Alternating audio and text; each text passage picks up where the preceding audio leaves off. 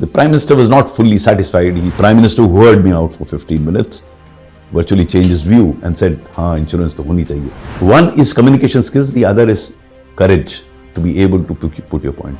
My feeling is that the principles explained in the book will be applicable anywhere in the world to any domain because they relate to individual. And individual by and large is the same. No situation is perfect. You have to take into account the imperfections around you and then work accordingly. I don't know how, but I had this habit of picking up good habits of those that I came along with. My friends, my relatives, yes, many failures. And this was again at the last year of my career. And many people have asked me, the power of transfer should be taken away. I don't think that's a final solution to it. What are your plans for the next book? I'm working on a book called Corruption and Governance with the subtitle of Nazrana, Shukrana, Jabrana and Beyond. Few Indian bureaucrats have turned the art of governance into a masterclass on implementation, the way Mr. Anil Swarup has. Over a career spanning nearly 4 decades, the former Coal and Education Secretary earned a reputation for being a doer, someone who could make things happen within the often immobile machinery of government. In his latest book, You Can Make It Happen, Mr. Swarup distills those decades of experience into a practical manual for action, a guide not just for civil servants but for anyone who wants to translate ideas into reality. In this wide-ranging interview, what talks about the philosophy behind the book, why good ideas often fail, the lessons of leadership and persuasion, and why optimism, empathy, and ethics still remain the most powerful tool for getting things done. A very warm welcome to Indian Masterminds, Mr. Swarup. Yeah. And I have got your 4th book. The 5th one. 5th one. And this seems to be the best-selling one. It is doing well. I don't know what best-selling means. The book seems to be doing well. Yeah. You can make it happen. So what does this sentence mean to you? And how is it different from just having an idea and implementing it? See, I wrote this book because I was going around the country talking on this subject of making it happen. How do you make it happen? And I was primarily interacting with the youngsters, trying to explain to them that you can blame the set of circumstances, but you can't do much to them. So don't worry about set of circumstances. Understand them and then work around them. Because there's no dearth of ideas in this country. For any idea to fructify and sustain in a democracy like ours, we are fortunately one, it has to be politically acceptable, socially desirable, technologically feasible, financially viable, administratively doable, judicially tenable, emotionally relatable, and environmentally sustainable. Now, the idea may not initially be politically acceptable, and by politically acceptable, I mean accepted by the decision maker. He could be a boss, he could be a wife, he could be anybody who has to take a decision. The question is whether you have equipped yourself well enough to be able to convince the person that you're talking to that what you're saying is the right thing to do. And that's the art that an individual has to develop by understanding the person he's talking to. So this book is about what do you do to yourself to make your ideas happen. That's what it is all about. So from your career, illustrious career, can you narrate one incident where a politically unacceptable decision, you got it to be accepted and implemented? It happened on a number of occasions, but I think the last one was probably the most significant one. This was when I was Secretary School Education, Government of India.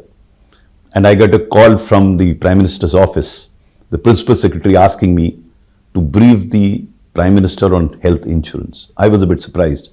I told him that I was the Education Secretary, what I had to do with health insurance. So he recalled that I had implemented a scheme called Rashtriya Swasthya Bima Yojana that seemed to have done well. And the Prime Minister's office was trying to convince the Prime Minister into picking up that scheme, health insurance, not a scheme exactly, but health insurance for the poorest of the poor. And somehow the Prime Minister was against insurance. So the effort was that I should go and speak to the Prime Minister and convince him about insurance as Secretary School Education. So I asked him, sir, what is my locus standi? I'm Secretary School Education. He said, this evening there is a presentation by Health Secretary. We will have education also included in it. So that will enable your presence during the meeting. And if the Prime Minister asks you about health insurance, given your background, you explain to him. So in the evening, I went to his residence and there were a few officers. The then Finance Minister was also there, Mr. Arun Jaitley. And a presentation was made by the Health Secretary. The Prime Minister was not fully satisfied. He still felt that insurance companies should not be involved. And then he turned towards me and asked me, what is your view? Anil ji, आपने insurance का किया, आपकी क्या राय है? तो मेरी राय वही थी जो राय हेल्थ सेक्रेटरी की थी, but I presented it differently. That's an art that I developed over a year or over the years, that how to present your idea so that they become acceptable by the decision maker. So I had thought through it since I knew that I was going to speak. Then I presented it in a manner that at the end of it, Prime Minister, who heard me out for 15 minutes, virtually changed his view and said, हाँ, insurance तो होनी चाहिए. And that day Ayushman Bharat was born. So this was one such instance, or one of the many instances where one could. There were a few instances where I couldn't. But I discovered during the course of my career that if you developed good communication skills and if you're able to package your ideas appropriately, the chances are that your ideas will be acceptable. But you must have this courage also along with communication skills to the other person could get annoyed. So when I was going out of the room, one of the joint secretary of the PMO asked me, "Sir, आपको तो पता था नाराज हो जाते हैं, फिर भी आपने अपनी बात कह दी." तो मैंने उनसे कहा, यार देखो, मुझे इनसे अभी ना कुछ चाहिए, ना रिटायरमेंट के बाद कुछ चाहिए. जो मैंने ठीक समझा वो कह दिया, बाकी उनकी मर्जी. So one is communication skills, the other is courage to be able to put your point of view. नहीं सर, आपने अभी तक 4 किताबें जो लिखी थी, they were basically aimed towards your, means they contained your experiences, और इसमें आपने उन experiences को motivational talk में convert कर दिया है. So this book is basically a very motivational book for IAS aspirants as well as for college students. So how did this idea come to you कि सबके लिए होना चाहिए? You know, to begin with, I think the first 3 books were primarily for the bureaucrats, for civil servants, budding and otherwise. The 4th one was emerged as a consequence, just a coincidence, that I was going through my diary. I used to write 1 page every day, and I came across a very interesting incident with Mr. Kalyan Singh, and that triggered encounter with this politician. Thereafter, I have been thinking about using some management tools for getting things done. And it is in that context I used to go around the country delivering my talk on what really needs to be done. So when I used to speak to people, they said, you speak for about an hour and a half. That's not sufficient for you to explain some complex ideas that you bring in during your talk. So why don't you write a book? So I thought over it and then decided to write a book. The second thing that triggered was, I was invited by a Japanese company based out of India to talk about management principles. And I studied Japanese management principles, and I discovered that many of the principles that I was studying I was actually practicing them as a civil servant. So then I also thought over it that the management principles fundamentally remain the same, whether they are in the government domain or the private domain. And hence this book is much beyond the government. My feeling is that the principles explained in the book will be applicable anywhere in the world to any domain, because they relate to individual, and individual by and large is the same. The forces or the driving moments are the same for whether in the public sector or the private sector. Every individual requires those inputs or those practices in order to succeed in life. In fact, I was coming to that, that some of the chapters are titled with a Japanese word. So I wanted to ask you, what prompted you to have those chapters titled in Japanese? You know, the advantage of these titles or these concepts is that they encapsulate a broad idea. So instead of speaking many words, just for example saying wabi-sabi, anyone who understands wabi-sabi will understand the implication of what I am saying. Otherwise, I'll have to explain what wabi-sabi is, which is that don't unnecessarily be obsessed with perfection, because no situation is perfect. There will always be problem. You will never find an ideal situation for you to work. You have to work along. You should take into account the limitations and then work towards it, because no situation is perfect. That's what wabi-sabi is. So just the term denotes that no situation is perfect. You have to take into account the imperfections around you and then work accordingly. So, what are the small habits you inculcated in your daily routine or weekly routine, which made you succeed and implement all the schemes you ever thought of? No, this started happening right from my student days. I had this, I don't know how, but I had this habit of picking up good habits of those that I came along with, my friends, my relatives. So to begin with, I picked up the discipline and planning of my father. He was very disciplined. My mother was focused on karma. She used to tell me, karmanyavadikaraste. I didn't understand anything of that. My uncle, who stayed with me, was a good cricketer, so I took cricket from him. There was a friend of mine who had an excellent handwriting. I had a terrible hand to begin with. I picked up that. There's another person who I knew, who's also a retired IAS officer, Love Verma. I used to see him with a book almost always. And I used to find him, ask him, why do you carry this book? He says, whenever I am free, I read. So I picked up that habit from him and I started reading about 100 books a year. So I had this habit of looking at individuals and see if that person had certain qualities which I could imbibe, which I could learn, and I made a lot of effort to do that. Even a debater, I studied in Allahabad University and I used to live in Muir Hostel, Ahenja Hostel, and there used to be many debaters there. So, and I was not a great debater, but I picked up those debating skills from them, which helped me. Then, of course, there are other things, so on and so forth, leadership skills, as you came along, such people. So the fundamental principle was, I enjoyed learning. Even now I'm learning. As I said, I studied these Japanese concepts 6 years after my retirement, which are used in my book. So the idea was to pick up whatever one could from whoever that one could. And it's very simple. Why did Ramchandji send Lakshman to Ravan? Because he thought he could learn something from his as well. So I would believe one can learn from anybody. Young executives, even young bureaucrats, often wonder how they can step on to the powerful toes to get their things done. So how do you manage that? You don't have to necessarily step on somebody's feet. You have to basically be clear in your mind, which I wasn't to begin with in the service. But later on, that clarity came, because once the objective was clear, that the purpose of my saying what I was saying, there was nothing selfish in it, in the sense that I was not expecting anything. But if it was good for an organization, then I would speak my mind out. To begin with, I used to get very upset if others disagreed with me. Later on, I realized that's their domain. That's their prerogative, whether to agree with me or not. My boss may disagree with me. But initially, I used to fight. I distinctly remember initially when my bosses did not agree with me, I used to get very upset. But later on, I realized I can't expect everyone to agree with whatever I am saying. You often advocate flexibility is a necessity in a bureaucrat or an executive. But what are the red lines, ethical red lines, which you'll never cross? Again, I discovered it over a period of time. I came to understand the difference between what I call the adjustment, accommodation, and compromise. So never compromise on something which is legal. Because if you do anything against the law, rules, or regulations, you would be in trouble. But accommodation is the way of life. Accommodation would mean, for example, initially when my political bosses asked me to transfer an officer, I used to fight with them.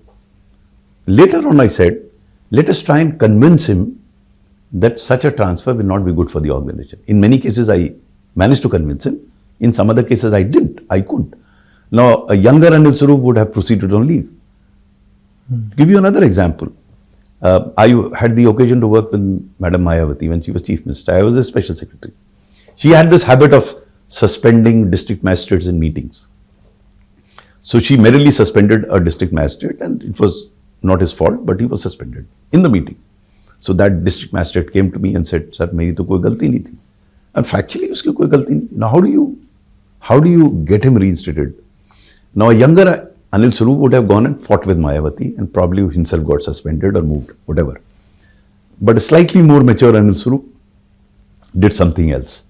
We found out when is she in her finest mood, the best mood. because I was gradually discovering that a person has different moods. So you should go and talk to him when he is in a better mood. So we discovered that in the morning when she used to have breakfast, she was in the best mood. So I took that opportunity. In the morning I went to her. I was a day officer. I went there in the morning. She looked in a very good mood. And then I told her, Madam, वो अधिकारी बड़ा अच्छा है लेकिन गलती हो गई. So her response was, वो अच्छा है तो गलती कैसे हो गई? और दूसरी बात ये थी, some people have criticized me. आपको तो पता था उसकी गलती नहीं थी, तो आपने क्यों कहा उसकी गलती थी? मैंने कहा अगर मैं कहता उसकी गलती नहीं थी और आपकी गलती थी सस्पेंड किया तो मैं भी सस्पेंड हो जाता. So this is the accommodation that I am talking of. Yeah. So I accommodated and said, हाँ मैडम उसकी गलती थी और अच्छी है अच्छा अफसर गलती हो जाती है तो अच्छी कैसे तो कैसे गलती हो गई? मैंने कहा मैडम मुझसे भी गलती हो सकती है. अगेन आई कुडंट से था मैडम आपसे भी गलती हो सकती है, मुझसे भी गलती हो सकती है. Then she gradually came to my side and then when I told her madam हो गई गलती आगे से नहीं करेगा अच्छा अधिकारी है, she agreed and he was reinstated. A younger IAS officer would have fought with her. He would have continued to be suspended. I would have been harmed. So that's the line that I used to draw. What is the objective behind it? I tell younger officers, absolutely no compromise on law, rules and regulations. Very polite, no, don't do it. If what the other person is saying, whether boss or anybody is telling you to do something which is correct, do it immediately and inform him. This will create your reputation in a manner that they will believe that he's an efficient officer. सही काम तुरंत करता है. The problem arises in the grey area where the rules are not clear. Like transfer was one of them. There's no rule. The minister decides, you transfer him. There, your communication skills have to be utilized. You should be able to convey in such a manner that you are able to convince the decision maker. That's the grey area. वहां पे कभी-कभी you take a call, I mean, though it's not illegal, but it is against my conscience. And that's where the value system comes. Usually speaking, if you join government service, then there is a ethos of the government. You may have a personal value system which may conflict with that of the government. But you still can't violate a law. So for example, a poor man comes to you and he asks you for benefit under a particular scheme, but he's not eligible. What do? You feel for him, your value system says, गरीब आदमी की मदद होनी चाहिए. But उस scheme में अगर आप करेंगे तो आप भी जाएंगे. So as an officer, I would like, what I will do, उस स्कीम में तो मना कर देंगे, बाकी देखेंगे उसका हम कहाँ से कर सकते हैं. So that's the accommodation that is coming. Right. So that's the difference between accommodation and compromise, which I learned after some time. Initially मैं सबसे झगड़ता था.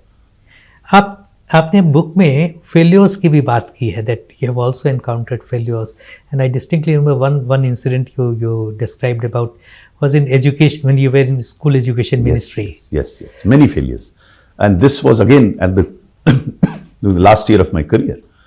And what had happened was amongst the many mafias that run education, which are much worse than coal, as I write in my book, one of the biggest mafias was B.Ed and D.El.Ed colleges.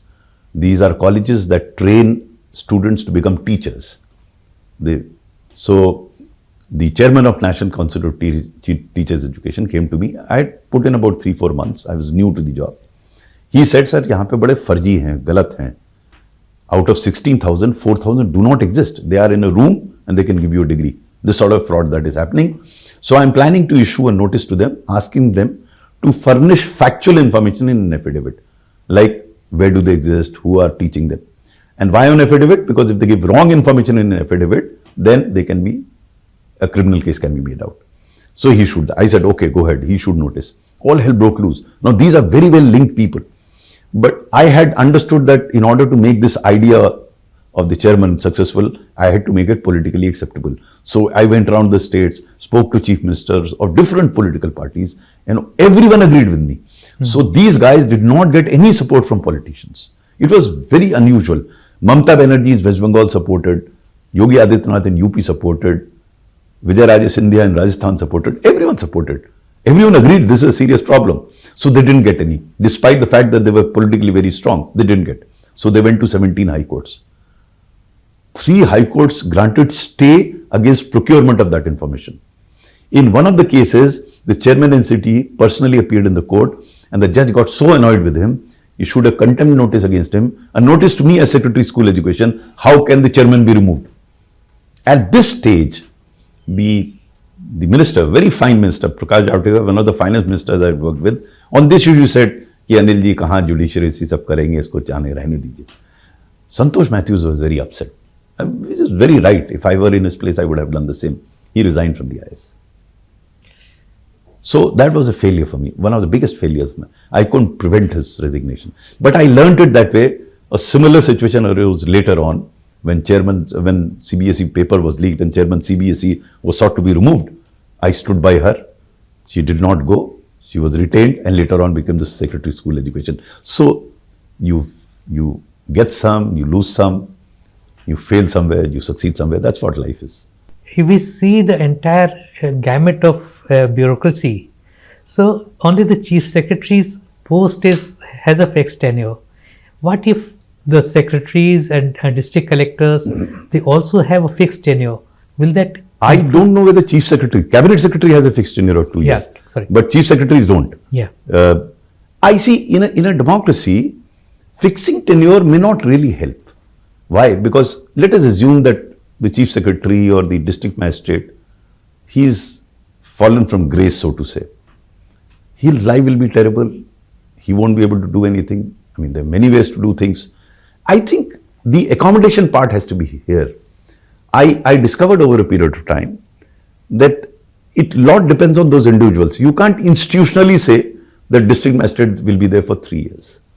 Because if he does not have the agreement with the Chief Minister and other decision makers, then what sort of activity he will do there? You have to keep going back to the government for a variety of things. So it's not yes and no, it's not black and white. It's a question of educating both the district magistrate, in many cases they are to be faulted for their shifting, as well as politician. And in an evolving democracy, you can't clearly define everything. It will be very difficult to define. Many people have asked me, the power of transfer should be taken away. I don't think that's a final solution to it. Because I can visualize that if you have an unwilling person sitting there who does not have the support of the political boss in a democracy, there could be unnecessary problem. There are institutions where there could be tenure, where there are, like in case of Cabinet Secretary, Director CBI, which Director CBI, everyone talks about their independence. There, of course, it could be done because so to say, it should be an apolitical job. But for a district magistrate to have a tenure, not having the confidence of the Chief Minister, I wonder what's going to happen in the field. Yeah. So which incident from your career exactly exemplifies the title of the book? The title of the book would be exemplified, there are many instances, but I think the happening of the health insurance scheme, the Rashtriya Swasthya Bima Yojana. I distinctly remember when I joined the Ministry of Labour, in the first 3 months, and that's how this book begins, it says, you are in labour. And what actually that meant was that when I joined Ministry of Labour, I found that nothing was happening there. You know, labour unions were having their own way of going, we used to have days and days of discussion, not coming to any solution. During summers, 30-member delegation, 35-member delegation used to go to Geneva, trying to find solution to the problems of labour in India. And they didn't find it. And I used to jokingly say, they don't find it because next year they will not go. Because if they find the solution, they don't have to go. So all sorts of things were happening. Everyone was in pain, not delivering anything. It was pretty bad. When the health insurance scheme was announced and we were asked to do, and there's an interesting incident where we were actually asked because no one else wanted to do health insurance. No one gave it a chance because all previous efforts to health insurance in the country had failed. It was very tough to begin with. Almost everyone was against it. And gradually, one by one, they came through. And it gave me the confidence that you can make anything happen. If RSBY could happen, health insurance could happen, anything could happen. So when I became Coal Secretary, the situation was pretty bad. But given the confidence that I had as a consequence of what happened in RSBY, I knew I could make this happen as well. So that gave me a lot of confidence. There were other things that had happened before. But on a national scale, to come up with a scheme which arguably the biggest scheme in the world, health insurance, reaching out to the poorest of the poor, that is where I understood that you can make it happen. So if you see, what are the 3 or 5 qualities you will advocate a student, aspirant, a young bureaucrat need to have to make things happen? See, for, a few fundamental things for making what you think should be happening. So, for example, for aspirant, it will be different. For civil servant, it will be different. For aspirants, I keep saying that everyone prepares for UPSC civil service examination. They don't prepare to prepare, because there are certain attributes that the UPSC aspirant should develop before he actually gets down to preparing for UPSC. And these attributes are very important. Number one is acquisition of knowledge. Obviously, without knowledge, you can't qualify UPSC CSE, and everyone tries to do that. This is not big deal. But for acquiring knowledge, you have to have a very important skill called comprehension. Some people read and still don't understand. Some people read once they understand. Same thing in a lesser time. So hence, comprehension is a skill that can be developed, but it takes a lot of time. That skill no one talks about, no coaching institute talks about. That is one. The second is analytical skills. You may have all the knowledge sitting there. If you are unable to analyze that, you can never qualify for civil service examination. No matter how many books you've read, how much knowledge you have acquired, it won't work. And the third is expression, communication skills. So you may have knowledge, you may have analytical skills. Ultimately, the marks that you get is what you write in the examination and what you speak during the interview board. Now, these are three attributes if aspirants develop. Even if they don't qualify for the civil service, the chances are they will do well in life. And by some stroke of luck, they become civil servants without developing these attributes, guaranteed failure as a civil servant, because there you have to have the comprehension, you have to have analytical skills, you have to have expression to succeed as a civil servant. So to me, these three attributes are critical for success in life, and I've talked about them in the book. And what are the misconceptions people have about implementing things and making things happen? First of all, there's a lot of cynicism around. Not as much a misconception, or maybe a misconception. Everyone से कुछ नहीं हो सकता है. आप जिससे बात करो कुछ हो ही नहीं सकता. Everyone is blaming. वो एक शेर है जो गालिब का कहा जाता है, गालिब का नहीं है, लेकिन वो it symbolizes all this. उम्र भर यही भूल करता रहा गालिब, धूल चेहरे पे थी, आईना मलता रहा. Easiest thing, दूसरों पे blame डालो and be cynical about it. कुछ नहीं हो सकता. People having got into the IAS, and that's probably the best service going around, so they also become cynical. तो मैं उनसे मजाक में कहता हूँ, ये रिक्शा वाला करेगा, आप नहीं करेंगे. So one misconception, or whatever you may call, is cynicism. It's virtually all pervasive. A system, जिससे बात की, उस सिस्टम, अब कोई अंग्रेज सिस्टम लाया, हम ना आप सिस्टम बना रहे हैं. आप सिस्टम को कब तक गाली देते रहेंगे भाई? इसी सिस्टम में कितने लोग अच्छा काम कर रहे हैं, हम उनसे क्यों नहीं सीखते वो अच्छा काम कैसे कर रहे हैं? अगर नहीं हो रहा होता तो कुछ नहीं होता. अगर कुछ भी हो रहा है तो क्या हम उससे सीख सकते हैं क्यों हो रहा है, कैसे हो रहा है, उससे हम सीख के हम भी करें. So it's a question of attitude, and that's the point that I make, that UPSC is probably one of the finest bodies we have in this country, absolutely above board, but I don't think they're selecting leaders for civil service. अब मैं अक्सर कहता हूं, आप audit and accounts के लिए भी वही एग्जाम लेते हैं और IAS और IPS के लिए भी वही एग्जाम लेते हैं. The attributes required of IAS, IPS are totally different from attributes of audit and accounts. उसे तो फाइल देखनी है, फाइल पे यहां you are a leader. So leadership के स्किल्स तो टेस्ट ही नहीं होते UPSC में. तो मेरा तो सुझाव बिल्कुल स्पष्ट है, IPS, IAS, IFS के एग्जामिनेशन इसके बियॉन्ड भी होना चाहिए, to assess their attitude, their attributes, their leadership skills. Today there are tools available to assess that, and I think they should do it. The sooner they do it, the better it is. It can't be merely determined by the merit in the same exam, someone getting more marks and becoming an IAS officer and not having these leadership qualities. He may be an intellectual giant, but he'll fail. Yeah. So, and planning, I suppose you just described, planning is also very important before embarking on a job. Oh yes. Not only, see, planning is again an attribute that one has. Whatever little, you have to go somewhere, you can plan. It becomes a habit, like with me, because my dad was a meticulous planner. I remember at my age was 11 or 12, I saw a piece of paper in which he had planned how I'm going to become an IAS officer. Of course, I didn't exactly follow that path, but he had planned it. Meticulous planning. And I picked it up. I plan everything. Everything I plan. Small thing I plan. So it makes your life that much easier if you plan and then you commit yourself. Then you find out how do you execute that plan. So now my last question is, what are your plans for the next book? I'm working on a book called Corruption and Governance with a subtitle of Nazrana, Shukrana, Jabrana and Beyond. That's the title of the book. I'm trying to look at various aspects in which a common man interfaces with the government and the corruption that he faces. And my belief is, as I discovered during my career, that today technology allows you to eliminate most of this corruption. That's what I'm going to discuss in that book.